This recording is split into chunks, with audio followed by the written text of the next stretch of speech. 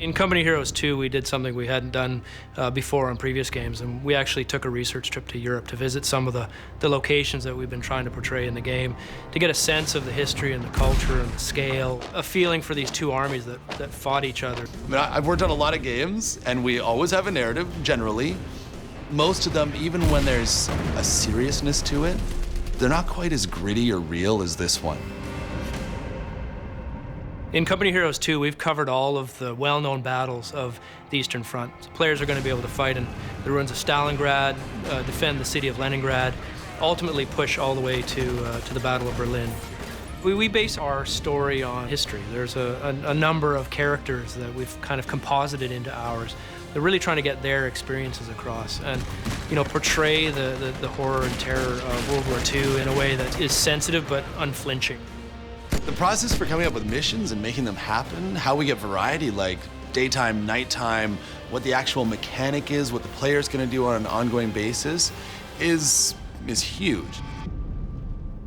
We've expanded quite a bit from Company of Heroes 1. We've got missions where you're leading a small group of snipers through a countryside, eliminating German officers. We've got a mission where you're sieging a castle. They actually fought with modern weapons at some of these places. So you had tanks and machine guns where you might typically think about knights and, swords. The campaign itself is based on, poring over history books, reading personal journals and records from soldiers. So although we can't recreate those battles exactly as they were, we try to capture some aspect, some element of what they might have felt like. We want to pull people through playing one mission where maybe it's a little bit tough to deal with the elements that are in that mission because horrible things are happening. Horrible things happen on the Eastern Front. That's an authentic part of the experience. But at the same time, we know that needs to swing upwards, and so we'll look for something that's going to be like, what's going to be really fun? What's going to be really fun is storming through German lines with tanks.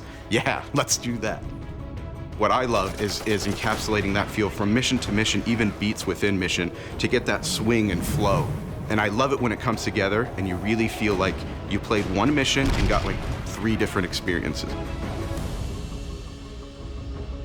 When we talk about the burden of command and the influence of choice on the player, it goes right back to the very basics and how we design the armies. We want to give them choice and make some of these choices really challenging. Some of those decisions involve whether to go back and rescue troops that have been lost, and in other situations, whether to blow up a bridge to prevent the Germans from crossing it, knowing full well that you have Russians on the other side. At that point, you're just kind of like, wow, this is a whole different ball game. Theater of war really is something where we're trying to extend the experience and the ways in which you can play the game. And it's sort of just like, we know what happened in real life, so how did you handle it, and can you get the same result? It's not competitive multiplayer. You don't have to worry about winning or losing. It's about you exposing yourself to the historical arc of World War II, but also to dig into some of the tactics that were used to help you become a better player. So when you're ready to jump into multiplayer, you have that experience behind you. RTSs are inherently abstracted. The camera's up high, and to deliver emotion and the kind of narrative experience that you want in a game is challenging. You're playing from a distance. Often players feel like the hand of God. They feel like they're just kind of controlling these little tiny men, but we wanted the player to feel like each soldier mattered. We have real places with their distinct landmarks. Like when you fight in Berlin, there are places there that you would recognize if you've seen photos of Berlin from that time, or even been there and seen the ruins of those buildings.